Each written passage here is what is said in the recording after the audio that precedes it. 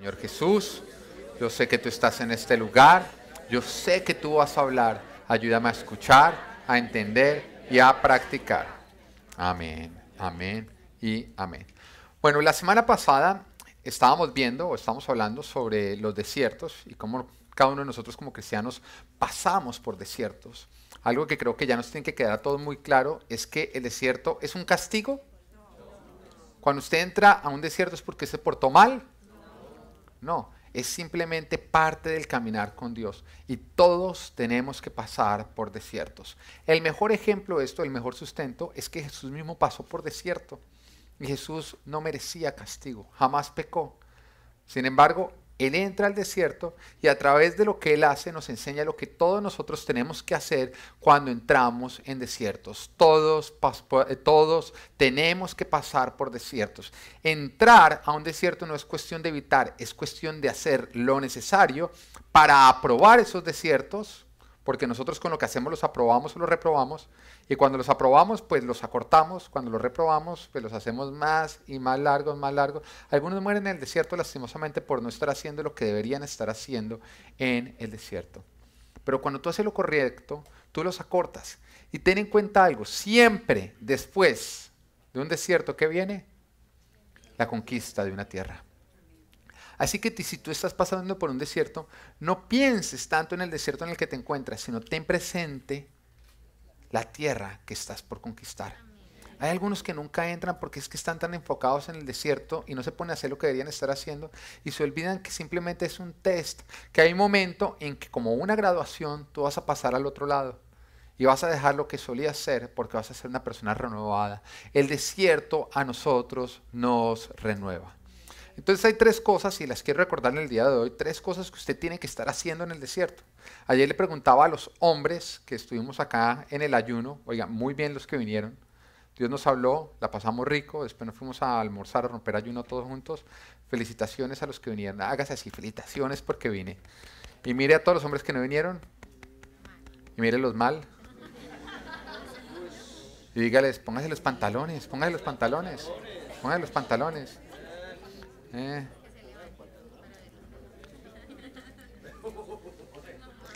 Pero lastimosamente le preguntaba a estos hombres y les decía, oye, ¿cuáles son las tres cosas que tenemos que hacer en los desiertos para probarlos? Y ninguno me dio la respuesta. Yo dije, no lo puedo creer. Yo dije, por eso necesitamos a nuestras mujeres. Así que, lo primero, mujeres, que tenemos que hacer, le pregunto a las mujeres porque ya los hombres se rajaron, parece. ¿Qué es lo primero que tenemos que hacer cuando estamos en el desierto? Humillarnos. Muy bien, Pati, tú eres muy pila. Mami, pues tú eres mi mamá, lógicamente. Muy pila. Humillarnos. ¿Qué tenemos que hacer? Depender de Dios y solo sin Dios.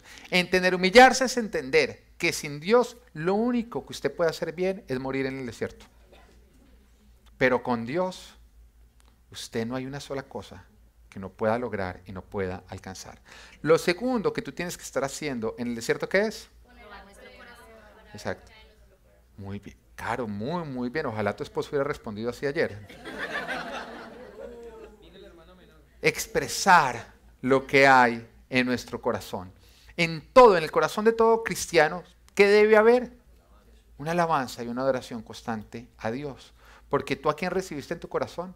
A Jesús.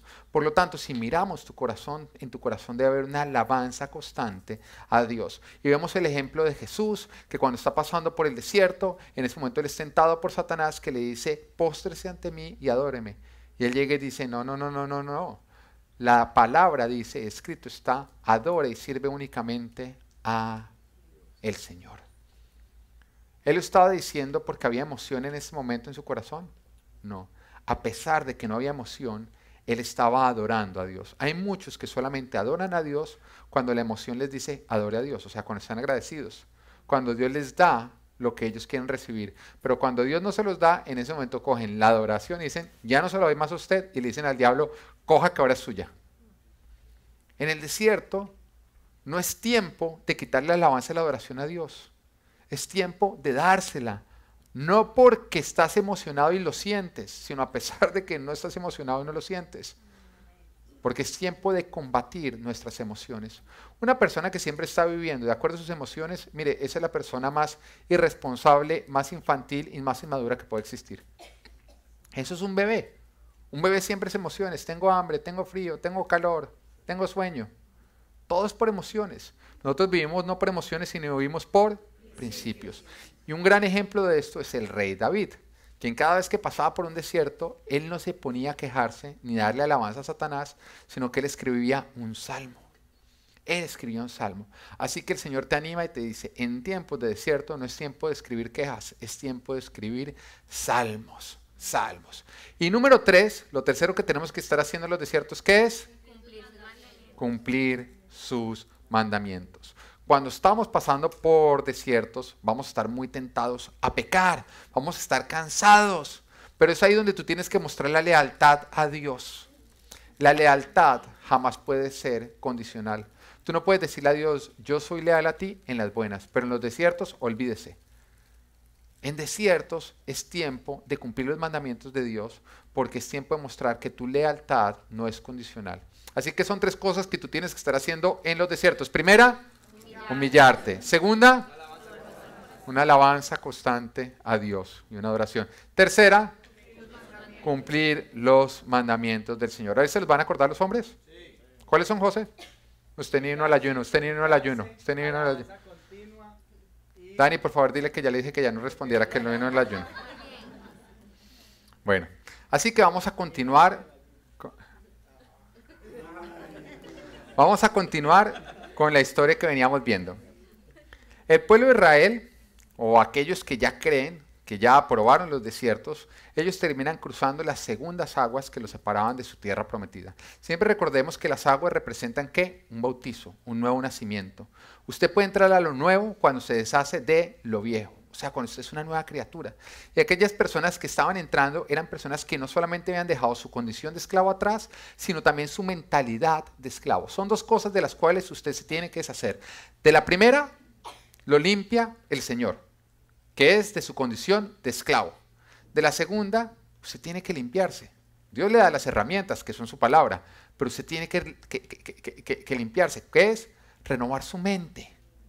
Dejar de actuar como un esclavo y empezar a actuar de acuerdo a la palabra de Dios. Así que el pueblo que entró era un pueblo que ni era esclavo ni se comportaba como esclavo. Era un pueblo conquistador. Esta es la clase de personas a las que nadie les puede hacer frente.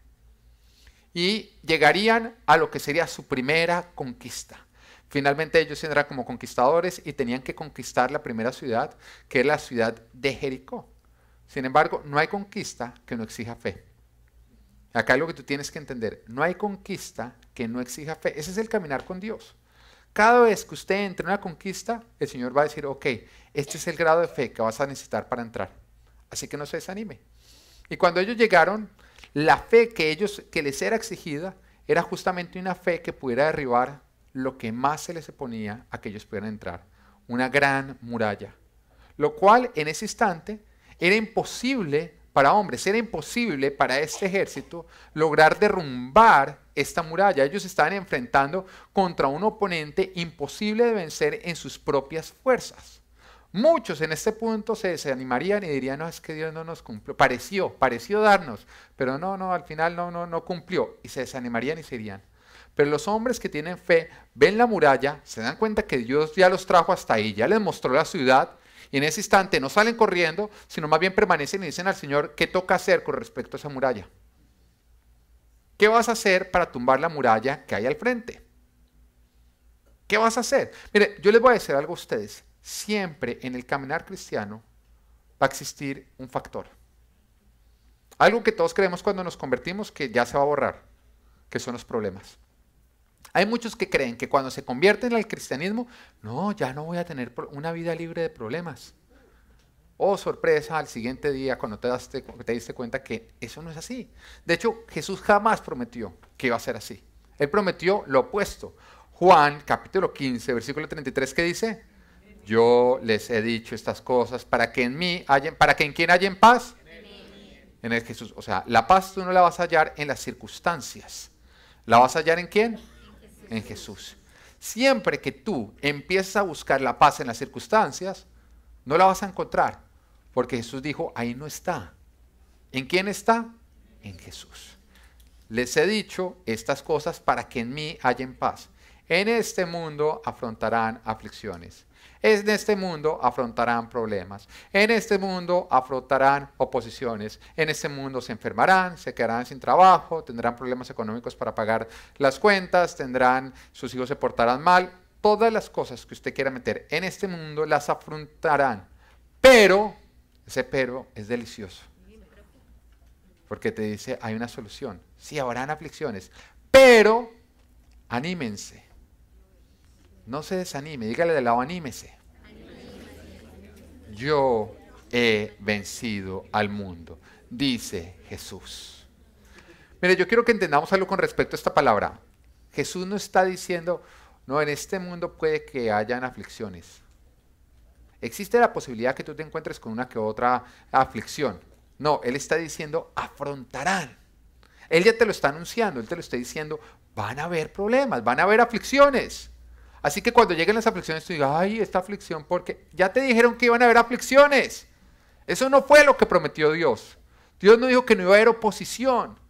Cuando tú llegues a tus Jericó, a tus primeras conquistas, cuando tú crees que todo va a ser fácil porque ya acabas de cruzar mar, desierto y río, y cuando te encuentres con murallas, no te desanimes y no te devuelvas.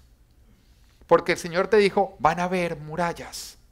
Van a haber cosas que se van a oponer a tu conquistar, pero anímate que yo ya vencí las murallas, el Señor te lo está diciendo. Van a haber murallas, pero yo ya vencí las murallas. Van a haber enfermedades, pero yo ya vencí las enfermedades. Van a haber problemas, pero yo ya vencí los problemas. Y te dice, anímate, anímate, porque yo ya las vencí. ¿Quién las venció? Jesús. Él las venció, no tú.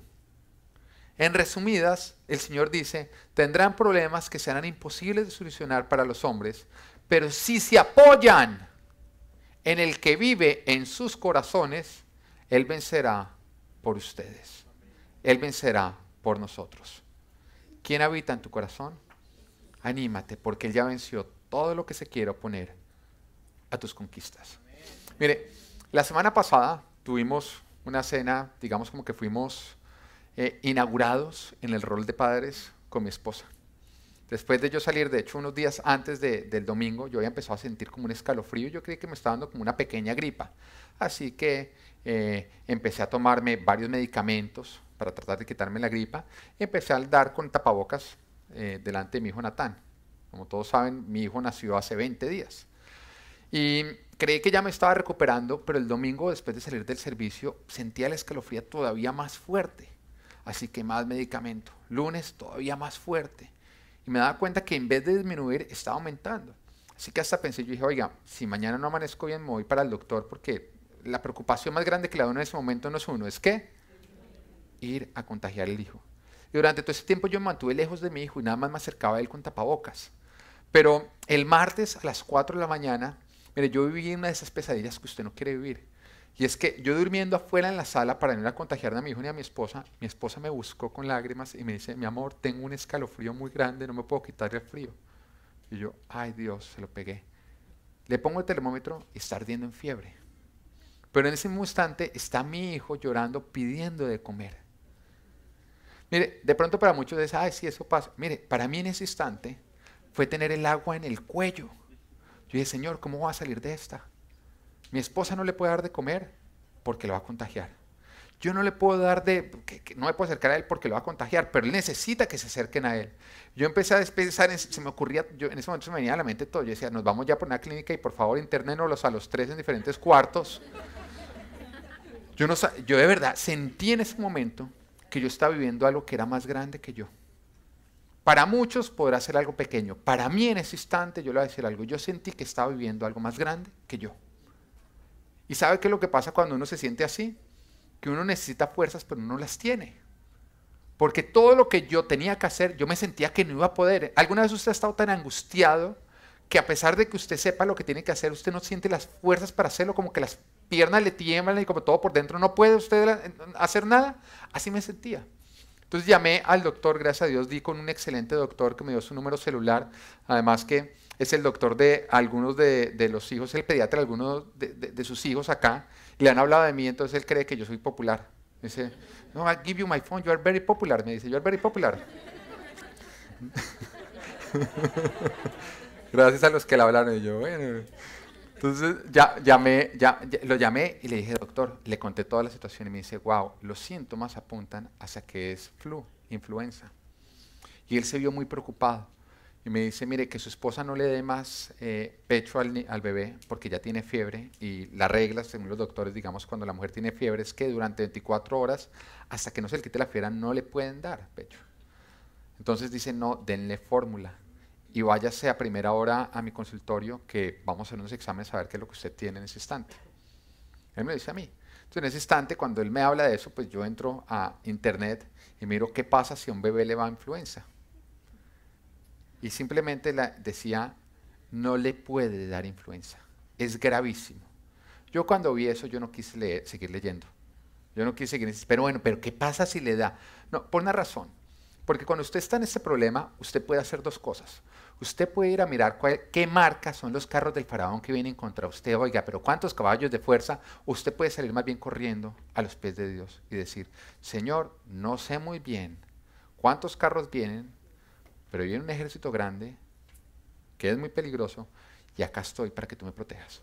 Yo cuando me di cuenta que en internet decía que no le vaya a dar influenza a su hijo, yo en ese momento dije, yo ya no quiero saber más. No me interesa saber lo que Satanás está maquinando contra nosotros, sino empecé a buscar a Dios.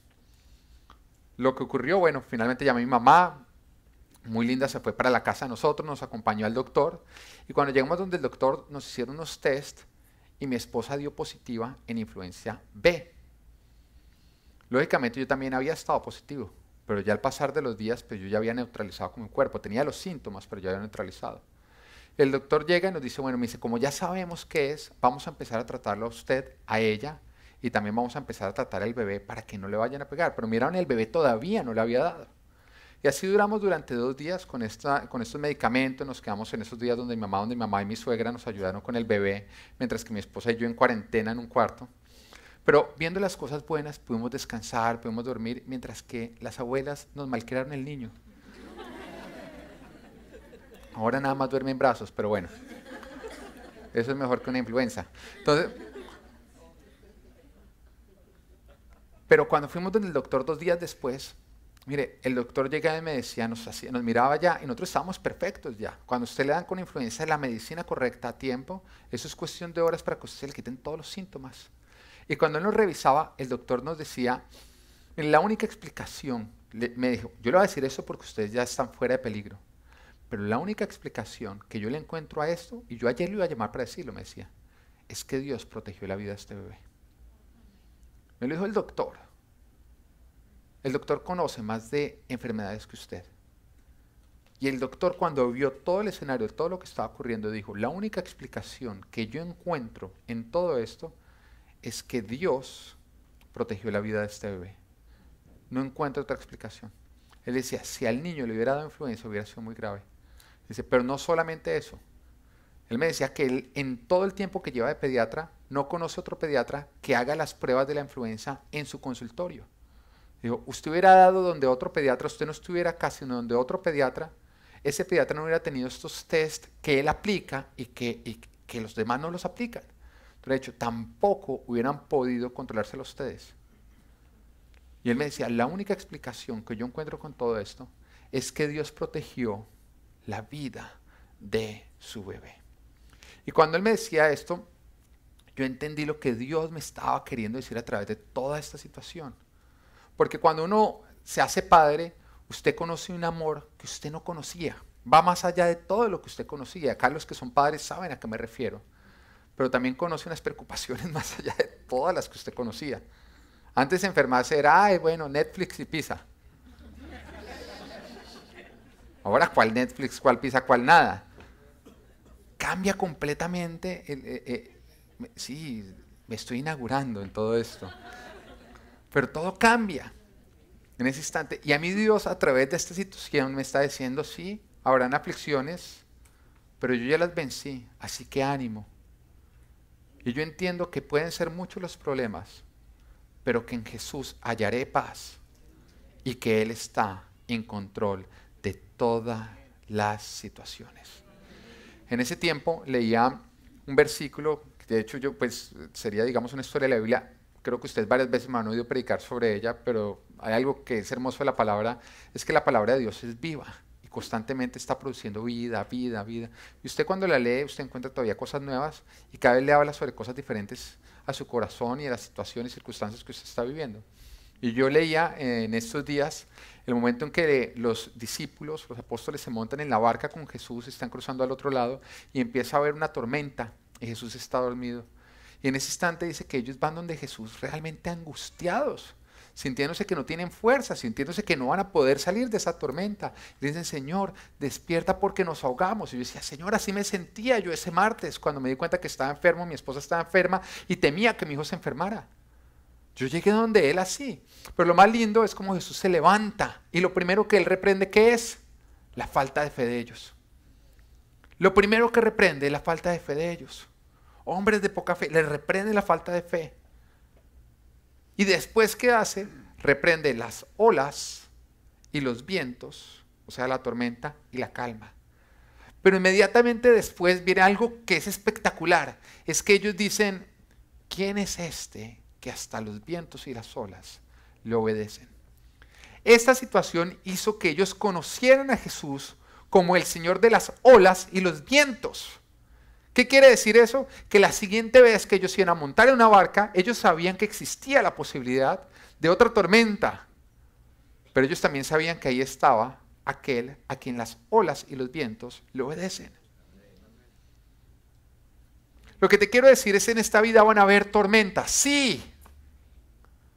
Pero dentro de tu barca está aquel a quien las olas y los vientos le obedecen. Y cuando pasamos por estos problemas, logramos entenderlo. Y estos problemas y estas situaciones que pasamos reprenden nuestra falta de fe. Mire, cuando yo salí ese día del doctor, yo salí tan emocionado que le dije a mi esposa, necesito ya una quesadilla. Porque cuando uno está contento uno come eso que a uno le encanta, ¿no? Yo podría vivir de quesadillas. Y de pizza. Bueno, y café también. Pizza, quesadillas y café. Y yo dije, quiero una quesadilla. Y me fui lejos hasta comprarme una buena quesadilla. Porque salí contento, pero no salí contento solamente por lo que Dios había hecho, sino salí contento por entender que yo me acababa de montar en una barca nueva, que era la barca de ser padre y que no estaba solo. Y que Dios iba a estar conmigo y que Dios cuidaba de mi bebé. Yo en ese momento vi la mano de Dios protegiendo a mi bebé y yo dije, wow, no hay nada que temer porque es que Dios protege a mi bebé. El Señor a través de la situación me dijo, se podrán levantar enfermedades, oposiciones, pero yo protejo a tu bebé. Y eso me dio una paz y una tranquilidad porque yo le voy a decir algo. Cuando uno es padre, todo cambia. Ahora lo más importante es que su bebé esté bien o no. Si los hijos están bien, todo está bien.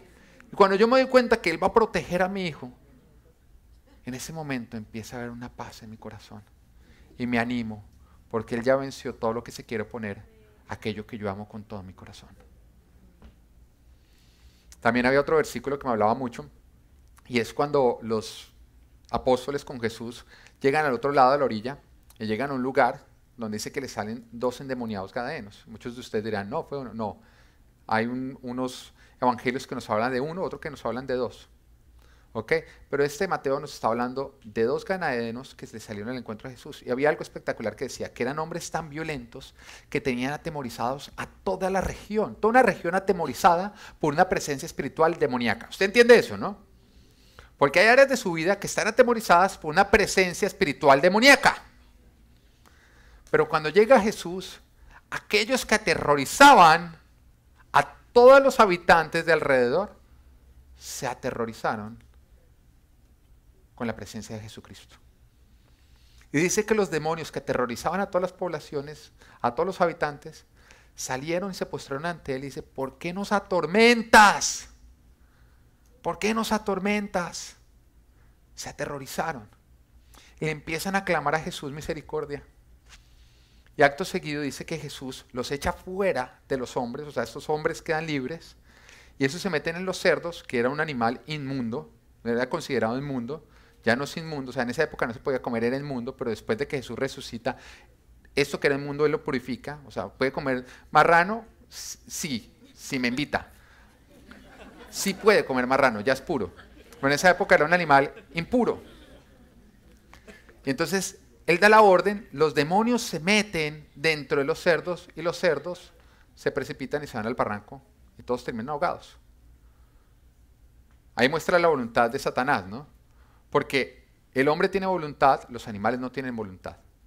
Por lo tanto, Satanás trataba de hacer su voluntad en los hombres, pero peleaba con la voluntad de los hombres. Satanás usted no lo puede obligar a hacer nada, lo puede engañar para que usted lo haga. Y los demonios no habían podido lograr que los endemoniados se quitaran la vida. Estaban llevándolos hacia allá, engaño tras engaño. Cuando entran en los cerdos no tienen voluntad. Así que se hace ¿cuál voluntad? La de los demonios. Mueren ahogados. Matar, robar y destruir. Pero dice que los que cuidaban a los cerdos, al ver lo que había ocurrido, salen corriendo y le cuentan a todos los habitantes, oiga, miren lo que ocurrió, pero miren lo lindo que dice, o lo absurdo que dice. Se les contaron todo lo que había ocurrido y lo que había pasado con los 2 gadarenos. Mire cómo somos muchas veces. Dios obra y nosotros nos enfocamos más en los cerdos que se ahogaron que en los hombres que Dios liberó. O sea, ellos llegaron y dijeron, no, imagínense lo que ocurrió, se ahogaron los cerdos. Ah, sí, esos 2 gadarenos que nos atemorizaban también sí están libres ahorita y están ahí jugando parqués. ¿Cuántas veces no le damos más importancia a la pérdida material que al milagro que Dios está haciendo en nuestras vidas? Y llegan estas personas y al ver a Jesús dice que le ruegan que se vayan a otro lugar. En vez de ellos ser felices de que finalmente eran liberados de aquello que los tenía oprimidos y atemorizados, en ese instante ven al que los acaba de libertar y le piden que se vaya. ¿Por qué? Porque estaban más enfocados en la pérdida material que en el milagro que Dios había hecho en sus vidas. ¿Cuántos de nosotros nos enfocamos más en las pérdidas materiales que en los milagros que Dios ha hecho en nuestras vidas? ¿Cuántas veces nos enfocamos más en los cerdos que se ahogaron que en los temores o lo que nos aterrorizaba, de lo cual Dios nos ha hecho libres? Yo podría ponerme a pensar en esta semana que pasó todas las pérdidas de cerdos. La ida al doctor me costó $500. Entre test, entre los medicamentos, todas las cosas, sí, $500. ¿Usted cree que me importan? No es que me sobren, pero no me importan. Porque a mí no me importan los cerdos que se ahogaron. Me importa de lo que Dios nos ha hecho libres. Nos estaba atacando una enfermedad que quería llevarse la vida de mi hijo. ¿Eso es más importante o no? Pero hay muchos que salen a contar la historia y me costó $500. Hay muchos que cuentan sus historias no dándole la gloria a Dios por lo que hizo, sino a Satanás por lo que intentó hacer. Eso es lo más triste del mundo. Y mientras que tú estés mirando y te estés enfocando más en los cerdos que se ahogan, que de los terrores de los cuales Dios te está haciendo libre, tú jamás vas a poder vivir con libertad lo que Dios quiere darte. Deja de pensar tanto en lo que Dios, o al lograr Dios lo que estás perdiendo, y empieza a enfocarte más en todo lo que Dios te está dando y estás ganando. Si tú estás llorando hoy, tú estás llorando la muerte de unos cerdos. Estás dejando de disfrutar y de alegrarte y de celebrar por la libertad que Dios ha traído a tu vida. Deja de llorar los cerdos. Dile al de al lado, deje de llorar por los cerdos.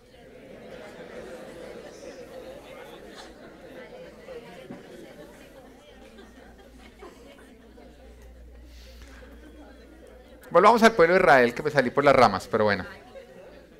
El pueblo que entró era un pueblo invencible. ¿Por qué? Porque ellos apoyaban 100% en el Señor. Mira, ayer hablábamos algo en el ayuno que me encantó. Y alguien lo mencionaba, y yo dije, wow, para mí fue revelación.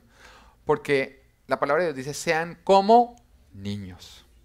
Y ahorita que yo acabo de tener mi bebé, un niño, yo entiendo y digo, bueno, ¿cómo yo sería como él? Mira, lo más notable que yo encontraría con respecto a un niño es que un niño depende necesita 100% de su papá para sobrevivir y para avanzar. Y el Señor está diciendo, sean como niños. En otras palabras, dependan 100% de mí. Porque es la única manera en que ustedes van a sobrevivir y van a avanzar. Y eso es fe. Fe es ser como niño. Fe es depender 100% de papá Dios para sobrevivir y para avanzar. Ese fue el pueblo que avanzó, que conquistó. Y cuando llegaron y vieron la muralla, en ese momento, fueron niños, dependieron de papá Dios y dijeron, ¿qué toca hacer? El Señor les dijo, durante 7 días den vueltas alrededor de la muralla, el 7º día den 7 vueltas, hagan ruido, las murallas se derrumbarán y ustedes entrarán y conquistarán. Ya saben la historia porque yo ya la he predicado. Y si no la sabe, bienvenido a Full Life por primera vez. Lo imposible ocurrió cuando ellos dependieron de Dios. Y nos dice Hebreos 11:30, por la fe cayeron las murallas de Jericó, después de haber marchado el pueblo 7 días a su alrededor. Digo lo de bienvenidos a Full Life, volviendo un poquito, porque llevo hablando todos estos días acerca de esto, entonces creo que todos estamos familiarizados con la historia. Pero lo que quiero hablar en el día de hoy es justamente de cómo creer es depender. Y cómo depender es siempre obedecer lo que Dios está diciendo al 100%. Creer es depender de Dios. Y depender es obedecer, es sujetarte y someterte completamente a Dios. Y esto hace que tus oponentes imposibles, las murallas que se levanten frente a ti, se derrumben ante tus propios ojos y ante los ojos de las demás personas. Es por eso es que el título de hoy, después de 31 minutos de introducción, es Yo creo y por eso obedezco. Hebreos 11:31 nos presenta otro gigante de la fe. Como recordábamos, Hebreos viene a ser como el muro de la fama de la Biblia, que nos habla de todos los hombres de la fe que sí, fueron reconocidos y entraron justamente por sus actos, por sus acciones que fueron tan llenas de fe que el Señor dijo, oiga, esto tiene que salir dentro de mi palabra y tiene que quedar registrado por los siglos de los siglos porque la palabra de Dios jamás va a pasar. Y nos está presentando una persona, mira, leámoslo. Hebreos capítulo 11, versículo 31 dice, por la fe, ¿quién? La prostituta, nos está hablando de una prostituta, que Rahab no murió junto con ¿quiénes? ¿Qué le pasa a los desobedientes? Ok, pues había recibido en paz a los espías. Mira, este versículo nos está presentando, como les decía, un gigante de la fe que se le conoció en esta conquista, en la conquista de Jericó. Pero este gigante tiene 3 factores que le hacen diferente a todos los demás gigantes de la fe, por lo menos todos los que se nos han presentado en este momento. El primero de ellos, ¿cuál es? Que es mujer. Es la primera mujer de la que hablamos. El segundo factor que la hace diferente es que esta mujer no era ni la presidente, ni el rey, ni la profeta, ni nadie que cumpliera los estándares de grandeza, por lo menos de este mundo, sino que era una prostituta. Pero el tercero es que esta mujer no pertenecía al pueblo de Dios, sino pertenecía al pueblo enemigo que iba a ser destruido. 3 factores, era mujer, era prostituta y era el pueblo enemigo. Pero ahora es contada dentro de las personas de fe. Pero después de esto, ya no fue recordada como una prostituta, sino como los grandes dentro de la fe. Porque cuando tú actúas en fe, tú no vas a ser recordado por los errores que cometiste en tu pasado, sino por las hazañas que vas a hacer en tu futuro.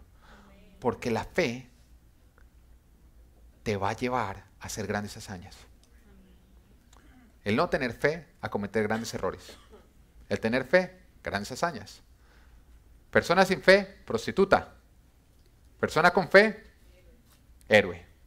Esa es la diferencia. La fe te hace un héroe. La falta de fe te hace una prostituta. Y Rahab, nos damos cuenta que lo que hizo que ella estuviera o perteneciera al pueblo de Dios no fue lógicamente su ADN, tampoco fue su sexo ni su posición social, sino, como nos dice la palabra, no murió con los desobedientes, pues había recibido en paz a los espías. La Biblia nos está diciendo claramente, ella fue reconocida por su obediencia. La fe es obediencia y no hay fe en la desobediencia. Ella mostró su obediencia cuando ella se alineó 100% a la palabra de Dios y a su voluntad. Pero leamos la historia desde Josué capítulo 2. Hebreos 11 nos está haciendo mención de algo que ocurrió o algo que quedó registrado en Josué. Vamos a ir a leer absolutamente todo como ocurrió. Josué capítulo 2. Vamos a leer todo el capítulo. Y dice, ¿quieren ir en la Biblia? Bueno, vayan a Josué capítulo 2. Los que sean más perezosos lean en pantalla. Miguel, Josué no queda al final de la Biblia. ¿No se dejó enseñar?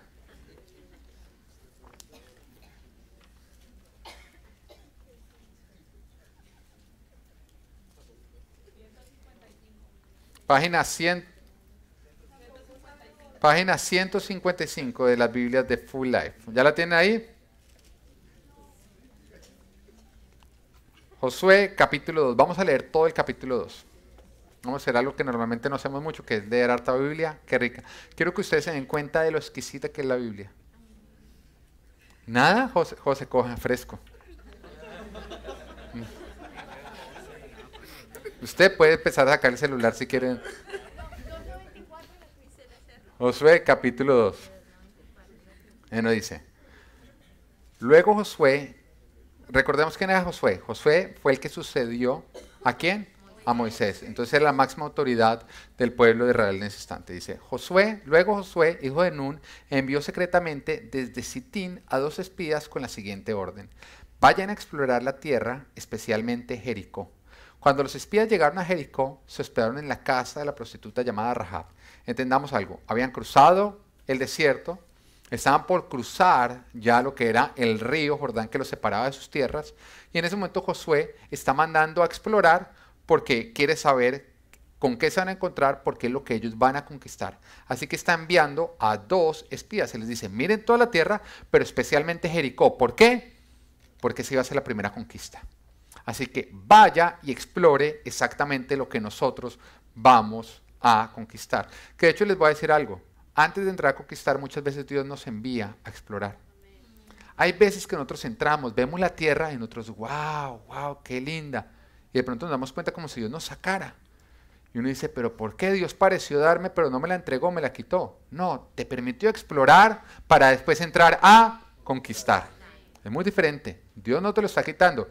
Te permitió explorar para después entrar a conquistar. Vayan a explorar la tierra, especialmente Jericó. Cuando los espías llegaron a Jericó, se hospedaron en la casa de una prostituta llamada Rahab. Acá aparece esta gigante de la fe. Pero el rey de Jericó se enteró de que 2 espías israelitas habían entrado esa noche en la ciudad para reconocer el país. Así que le envió a Rahab el siguiente mensaje. Echa fuera a los hombres que han entrado en tu casa, pues vinieron a espiar nuestro país. Pero la mujer, que ya había escondido a los espías, respondió al rey. Es cierto que unos hombres vinieron a mi casa, pero no sé quiénes eran ni de dónde venían. Salieron cuando empezó a oscurecer, a la hora de cerrar las puertas de la ciudad, y no sé a dónde se fueron. Vayan tras ellos, tal vez les den alcance. En realidad, la mujer había llevado a los hombres al techo de la casa y los había escondido entre los manojos de lino que allí secaba. Los hombres del rey fueron tras los espías por el camino que lleva a los vados del río Jordán. En cuanto salieron, las puertas de Jericó se cerraron. Antes de que los espías se acostaran, Rahab subió al techo y les dijo, yo sé que el Señor les ha dado esta tierra y por eso estamos aterrorizados. Todos los habitantes del país están muertos de miedo ante ustedes. Tenemos noticias de cómo el Señor secó las aguas del Mar Rojo para que ustedes pasaran después de haber salido de Egipto. También hemos oído cómo destruyeron completamente a los reyes amorreos, Sihón y Og, al este del Jordán. Por eso estamos todos tan amedrentados y descorazonados frente a ustedes. Yo sé que el Señor y Dios es Dios de dioses tanto en el cielo como en la tierra. Nos damos cuenta, ¿no? Una mujer incrédula se había dado cuenta de quién era Dios. Por lo tanto, les pido ahora mismo que juren en el nombre del Señor que serán bondadosos con mi familia, como yo lo he sido con ustedes. Quiero que me den como garantía una señal de que perdonarán la vida de mis padres, de mis hermanos y de todos los que viven con ellos. Juren que nos salvarán de la muerte. juramos por nuestra vida que la de ustedes no correrá peligro, contestaron ellos. Si no nos delatas, seremos bondadosos contigo y cumpliremos nuestra promesa cuando el Señor nos entregue este país. Entonces Rahab los bajó por la ventana con una soga, pues la casa donde ella vivía estaba sobre la muralla de la ciudad. Ya les había dicho previamente, huyan rumbo a las montañas para que sus perseguidores no los encuentren. Escóndanse allí por 3 días hasta que ellos regresen. Entonces podrán seguir su camino. Los hombres le dijeron a Rahab, ¿quedaremos libres del juramento que te hemos hecho? Sí, cuando conquistemos la tierra, no vemos este cordón rojo atado de la ventana por la que nos bajas. ¿Qué representa el cordón rojo? La sangre del cordero. ¿Y en nosotros? La sangre de Cristo. Además, tus padres, tus hermanos y el resto de tu familia deben estar reunidos ¿en dónde? Ok. Hay muchos que se salen de su casa por irte a los incrédulos, cuando lo más seguro es que permanezcas en casa, en el lugar que estás a salvo, para que ellos entren. Quien salga de la casa en ese momento será responsable de su propia vida y nosotros seremos inocentes. Solo nos haremos responsables de quienes permanezcan en la casa si alguien se atreve a ponerle la mano encima. Conste que si nos delatas, nosotros quedaremos libres del juramento que nos obligaste a hacer. De acuerdo, respondió Rahab, que sea tal como ustedes han dicho. Luego los despidió. Ellos partieron y ella ató el cordón rojo a la ventana. ¿Ella esperó hasta que ellos volvieran? Lo ató de una vez. No pierdas tiempo en hacer lo que tienes que hacer. Los hombres se dirigieron a las montañas y permanecieron allí 3 días, hasta que sus perseguidores regresaron a la ciudad. Los habían buscado por todas partes, pero sin éxito. Los 2 hombres emprendieron el regreso. Bajando de las montañas, vadearon el río y llegaron a donde estaba Josué, hijo de Nun. Allí le relataron todo lo que les había sucedido. El Señor ha entregado todo el país en nuestras manos. Todos sus habitantes tiemblan de miedo ante nosotros. Parecido este informe al que habían dado los 2 espías 40 años atrás, ¿no? 2 espías 40 años atrás habían enviado a 2 espías a que hicieran exactamente lo mismo, que vieran el país, vieran los frutos, y cuando ellos llegaron con el informe dijeron, oiga, sí, mire, pues las frutas son buenas, mire estas uvas del tamaño de papaya, pero los gigantes también son parecidos a las uvas, comen estas uvas. Y ellos empezaron a decir cómo Dios les había entregado un país donde ellos iban a morir aplastados por los gigantes.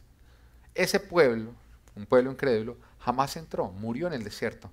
Pero acá nos damos cuenta, un pueblo diferente. Ellos ni siquiera llegaron a contar el tamaño de la... ¿Usted se da cuenta? ¿Hablan acá de la muralla? ¿Hablan acá del tamaño de las personas? No. ¿Ellos qué están diciendo? Todos sus habitantes tiemblan de miedo ante nosotros. El Señor nos ha entregado todo el país en nuestras manos. Miren la diferencia entre una persona que está lista para conquistar y una persona que todavía tiene que pasar más tiempo en el desierto. La pregunta es, con lo que tú estás hablando, ¿qué se está evidenciando? ¿Que estás listo para conquistar o que todavía te hace falta más tiempo en el desierto? Es duro, ¿no? Es duro, ¿no? Pero los desiertos nos transforman. Porque si ellos no hubieran sido transformados, al ver la muralla, ni siquiera hubieran entrado. No es que hay una muralla, y es que me dio miedo, y es que me dio un rey, y se hubieran devuelto.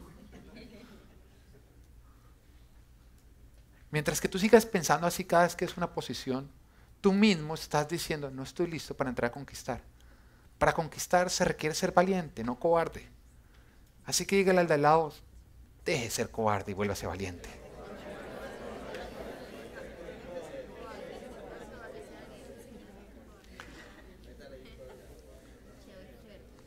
Pero vemos la fe de Rahab. Mire, lo primero que nos damos cuenta es que Rahab, cuando se dio cuenta de todo lo que Dios había hecho, en ese instante ella reconoció que Dios era Dios sobre todos los demás dioses. Y ella creyó en el plan de Dios. Ella sabía en ese instante, ella dijo, mire, el plan de Dios es entregarle esta ciudad. ¿De quién es la ciudad? De ella. Era donde ella había crecido. Pero cuando ella vio el plan de Dios, ella dijo, wow, ese es el plan de Dios. Yo creo en Él y yo creo en su palabra. Tener fe es que cuando tú entiendes, tú ves el plan de Dios, tú no lo resistes, tú te alineas. Que fue exactamente lo que ella hizo. Ella se alineó al plan de Dios. Ella no lo resistió. Hay muchos que cuando se dan cuenta que Dios tiene un plan, pero ese plan va en contra de lo que ellos quisieran, porque es que ¿quién quiere que el plan de Dios sea venir y acabar con la ciudad donde él creció? No, es que Dios está orando de una manera diferente a la que yo quisiera. ¿Cuántos, cuando ven que Dios está orando de una manera diferente, que su plan es ir en una dirección diferente a la que tú quisieras, se alinean al plan de Dios? ¿Y cuántos se alían con el enemigo para ir en contra de Dios? Tener fe es obedecer y alinearnos al plan de Dios, independiente si Él está yendo en la dirección que nosotros quisiéramos o en la que va en contra de todo lo que nosotros conocemos. Ella en este punto o en este momento tenía dos opciones. Cuando el rey le dice, entrega a los espías, ella puede obedecer al rey, obedecer a Dios. Ella decide alinearse con Dios. Ella prefiere en este momento serle leal a Dios que serle leal a todos los que ella había conocido hasta ese momento.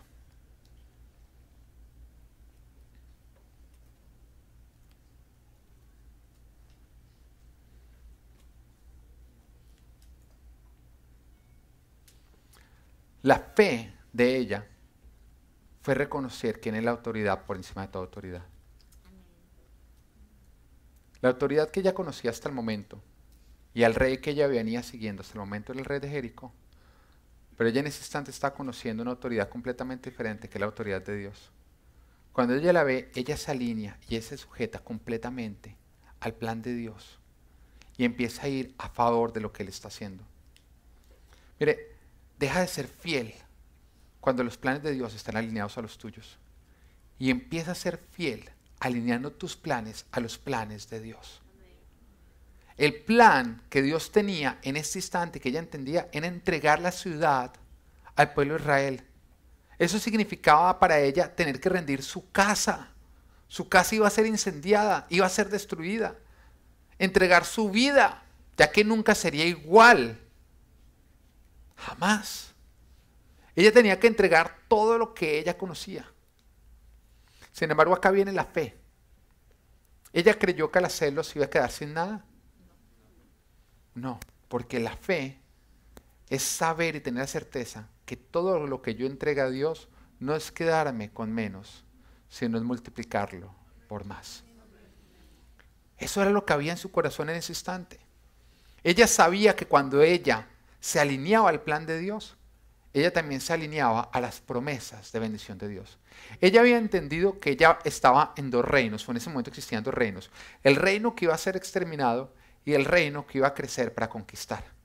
Ella sabía que si ella se quedaba en el reino que iba a ser exterminado, iba a ser exterminada. Pero si ella se pasaba al bando de los que iban a entrar a conquistar, entonces ella iba a empezar ¿a qué? A conquistar. Deja de quedarte en el bando de los que van a ser destruidos y pásate al bando de los que van a entrar a conquistar. Deja de aferrarte a los cerdos que se están ahogando y empieza a aferrarte a tu Salvador que te quiere dar libertad. Ella sabía que no se iba a quedar con menos. Ella sabía que lo que iba a hacer era multiplicar. Pero siempre la multiplicación viene después de rendir a Dios todo lo que tienes. Dios multiplica cuando tú rindes a Él todo lo que nosotros tenemos, cuando tú le estás entregando todo eso. Cuando ella estaba entregando todo lo que conocía, ella se estaba haciendo parte del pueblo de Israel, parte de las promesas del pueblo de Israel, heredera de todo lo que Dios tenía para cada uno de ellos. Ella estaba haciendo el mejor negocio de todos. Ayer hablábamos de Abraham cuando estábamos conversando con unas personas acerca de lo que es ser padre. Ahorita es un tema como que uno lo habla mucho, yo no sé por qué. Y habla uno del amor que uno tiene. Y yo les contaba a ellos que cuando yo iba a ir, cuando mi hijo estaba por nacer, que el Señor me dijo a mí, me dijo, quiero que hagas una cosa. Me dijo, quiero que el primer día que llegues del hospital, entres al cuarto de tu hijo, con tu hijo en brazos, te sientes en la mecedora, con una Biblia en mano, y abras mi Biblia, la palabra, en Juan 3:16, y la leas. ¿Qué dice Juan 3:16? Creo que todos lo sabemos. Porque tanto amó Dios al hombre, o tanto amó Dios al mundo, que entregó a su, ¿cuántos hijos? Único hijo, para que todo el que crea en Él no se pierda, sino tenga vida eterna. Y te preguntes si tú lo harías. Y el primer día que llegué de la clínica, yo sabía que Dios me había dicho que lo hiciera. Así que tomé a mi hijo, tomé una Biblia y me fui para el cuarto de él. Y saqué la Biblia y lo leí. Mi único hijo. Me pregunté después de eso, ¿lo haría? ¿Entregaría a este bebé inocente para que prostitutas, borrachos, pecadores, asesinos, vivan a costa de que él muera? Y entre más pasan los días, más conozco mi respuesta. Pero también otra pregunta que me hice, y es, ¿yo entregaría mi vida por él? Yo sin pensarlo dos veces. Y ahí entiendo el amor de Dios. Entiendo que Él no lo hizo por cualquier persona, Él lo hizo por ti y por mí. Porque para Él representamos lo que mi hijo representa para mí. Y entendí cuánto Dios me ama. Pero cuando hablamos de eso ayer también con una persona del almuerzo decía, pero wow, pero increíble Abraham, porque Abraham iba a entregar su único hijo. Pero cuando nosotros vamos a mirar lo que dice la palabra con respecto a la entrega de Abraham, nos dice que Abraham, cuando lo hace, él sabía que Dios, si lo tenía que levantar entre los muertos, lo iba a levantar entre los muertos. Lo que quiero decir es que Abraham nunca estuvo dispuesto a sacrificar a su hijo creyendo que al hacerlo se iba a quedar sin hijo. La palabra de Dios dice, él sabía que si tenía que levantar a los muertos, lo iba a levantar entre los muertos. ¿Por qué? Porque había una promesa. Y la promesa era que a través de Isaac, Dios le iba a dar una descendencia que iba a ser más numerosa o tan numerosa como las estrellas del mar, como las estrellas del cielo, o como las arenas de la mar. Me pasó la del Chapulín Colorado. El Señor lo sabía, Abraham lo sabía. Entonces, lo que quiero decir es que cuando él estaba rindiendo, él sabía que no era quedarse sin nada. Él sabía que era multiplicar. Y lo mismo ocurría con Rahab. Ella estaba entregando una profesión de prostituta para convertirse en una conquistadora. Ella sabía que todo lo que ella estaba entregando no era quedarse con menos, era multiplicarlo por más, porque eso es la fe. Es tener la certeza que cuando yo obedezco y parezco estar perdiendo, realmente lo que está ocurriendo es que yo estoy multiplicando. Nos damos cuenta cómo sus actos empezaron a orar a favor de ella. Su casa se convirtió en un arca. Esa casa, dentro de todo Jericó, era la única que tenía vida adentro. Todo lo que estaba fuera de esa casa estaba muerto. Pero todo lo que estaba dentro de esa casa era vida. Eso ocurre cuando tú le entregas tu vida a Dios. Que tu casa se convierte en un arca. Y todo lo que está dentro tiene vida. Pero todo lo que está afuera está muerto. El pueblo de Israel vino, las murallas se derrumbaron y todos los habitantes de Jericó, menos los que estaban en esa casa, murieron. En Jericó hubiera muerto como una prostituta. No hubiera sido jamás recordada. En Israel, wow, vivió como una hija de Dios y sigue siendo recordada hasta el día de hoy, no como Rahab la prostituta, sino como Rahab la grande en la fe. Cuando tú le crees a Dios, tú no vas a ser recordado por los errores que cometiste en el pasado, sino por las hazañas que vas a hacer en el futuro. Porque como lo dije ahorita, un hombre o una mujer sin fe tan solo será una prostituta. Pero un hombre o una mujer con fe será un gran héroe de grandes hazañas. En Jericó, ella hubiera dado a luz a otras prostitutas, a vagos y a criminales. En Israel, wow, su historia cambió. Su descendencia, bueno, dentro de su descendencia se encuentran reyes. La palabra de Dios nos cuenta cómo de su línea nace David, el rey David. No solamente eso, de esa misma línea nace Jesús, el Salvador. Y la tradición judía sostiene que también de su línea de descendencia nace el profeta Jeremías, y el profeta Ezequiel. Cuando tú te alineas a Dios, pareces estar dejando mucho. Cuando solamente estás dejando una profesión de prostituta y a todos los que te buscan como prostituta y para prostituirte. Yo creo y por eso lo obedezco a Él. Amén.